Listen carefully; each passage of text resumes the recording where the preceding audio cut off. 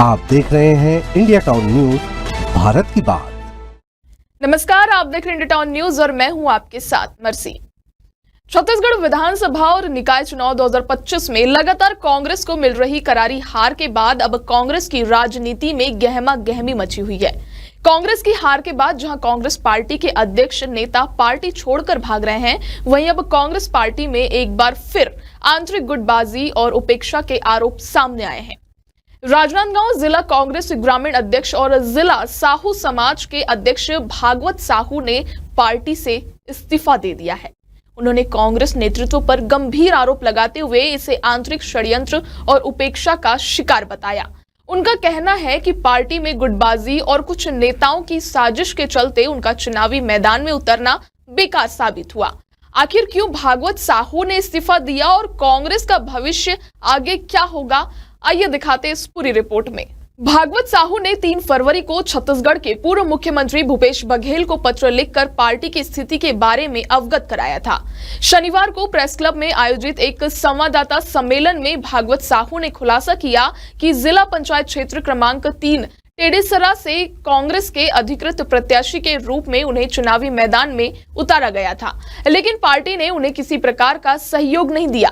इसके विपरीत कुछ स्थानीय नेताओं ने मिलकर उनकी हार सुनिश्चित की। उन्होंने कहा कि चुनावी प्रक्रिया में उनकी हार की जिम्मेदारी सीधे तौर पर पार्टी नेताओं और उनके द्वारा की गई साजिशों पर थी, जिसके बाद बागी प्रत्याशियों के समर्थन का आरोप लगते हुए भागवत साहू ने कांग्रेस पार्टी के नेताओं पर आरोप लगाते हुए कहा कि डोंगरगढ़ के वर्तमान विधायक ने बागी प्रत्याशी के पक्ष में प्रचार किया। उनका कहना था कि नेताओं ने धन बल और बाहुबल का इस्तेमाल कर कांग्रेस के अधिकृत प्रत्याशी को हराने की साजिश की। उनका आरोप था कि बागी प्रत्याशी अंगेरेश्वर देशमुख को जिताने के लिए कई कांग्रेसी नेताओं ने खुलकर उनका समर्थन किया। एक दिन पूर्व बागी प्रत्याशी को हमारे वरिष्ठ जो लोग हैं उनके द्वारा आर्थिक मदद किया गया और क्षेत्र में बड़ी संख्या में धन बल का उपयोग किया और मेरे को हराने के लिए पूरे जोर लगाए और परिणाम जो मेरे पक्ष में नहीं आया, क्योंकि मैं कांग्रेस से अधिकृत था। डोंगरगढ़ के विधायिका हर्षिता स्वामी बघेल ने बागी प्रत्याशी खिलाफ मेरे पक्ष में मेरे खिलाफ मंची कार्यक्रम करके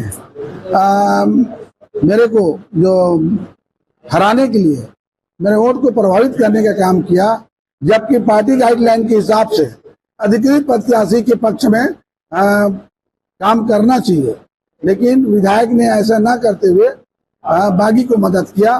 ये जब मैं जिला के एक मुखिया भी सुरक्षित नहीं हूँ, जिला कांग्रेस कमेटी का अध्यक्ष सुरक्षित नहीं है, तो अन्य छोटे कार्यकर्ता कहाँ सुरक्षित रहेंगे। भागवत साहू ने अपने पत्र में यह भी उल्लेख किया कि उन्होंने पार्टी नेतृत्व को समय रहते इस स्थिति के बारे में अवगत कराया था, लेकिन उनकी बातों को अनदेखा कर दिया गया। उनका कहना था कि पार्टी में आंतरिक गुटबाजी चरम पर पहुंच चुकी है और कुछ नेता कांग्रेस को कमजोर करने की कोशिश कर रहे हैं। उन्होंने यह भी कहा कि जब पार्टी के एक वरिष्ठ नेता खुद न्याय पाने में असफल है, तो वह पार्टी कार्यकर्ताओं को कैसे न्याय दिला सकते हैं। इस इस्तीफे के बाद अब राजनांदगांव जिले में पार्टी कांग्रेस के लिए मुश्किलें और बढ़ गई है। हाल ही में हुए नगरीय निकाय चुनाव में कांग्रेस पार्टी का प्रदर्शन निराशाजनक रहा। नगर निगम के 51 वार्डों में से 39 में भाजपा के उम्मीदवारों ने जीत हासिल की। वहीं कांग्रेस के खाते में सिर्फ 8 वार्ड ही आए हैं। इसके अलावा 3 वार्डों में निर्दलीय प्रत्याशी और 1 वार्ड में भारतीय कम्युनिस्ट पार्टी के प्रत्याशी ने जीत दर्ज की है। इस तरह से पूरे राजनांदगांव नगर निगम में भाजपा की एक तरफा जीत हुई है और कांग्रेस को इस चुनाव में पूरी तरह से हार का सामना करना पड़ा। पिछली बार कांग्रेस के पास पार्षदों का बहुमत था, जिससे कांग्रेस की उम्मीदवार हेमा देशमुख महापौर के रूप में चुनी गई थी, लेकिन इस बार कांग्रेस का प्रदर्शन बेहद खराब रहा है, जिससे पार्टी के नेताओं और कार्यकर्ताओं में असंतोष फैल गया है। राजनांदगांव में कांग्रेस के इस इस्तीफे और आरोपों के बाद पार्टी को अपनी कार्यप्रणाली पर पुनर्विचार करने की जरूरत है। अगर पार्टी अपने आंतरिक गुटबाजी और उपेक्षा की समस्याओं का समाधान नहीं करती, तो उसका भविष्य और भी ज्यादा संकट में पड़ सकता है। यह वक्त है कि कांग्रेस के लिए अपनी रणनीतियों और नेतृत्व को फिर से परखने का, ताकि पार्टी आने वाले समय में और भी मजबूत बन सके। फिलहाल आज के लिए इतना ही। कल फिर होगी मुलाकात एक नए विषय के साथ। तब तक के लिए देखते रहिए इंडिया टाउन न्यूज, भारत की बात।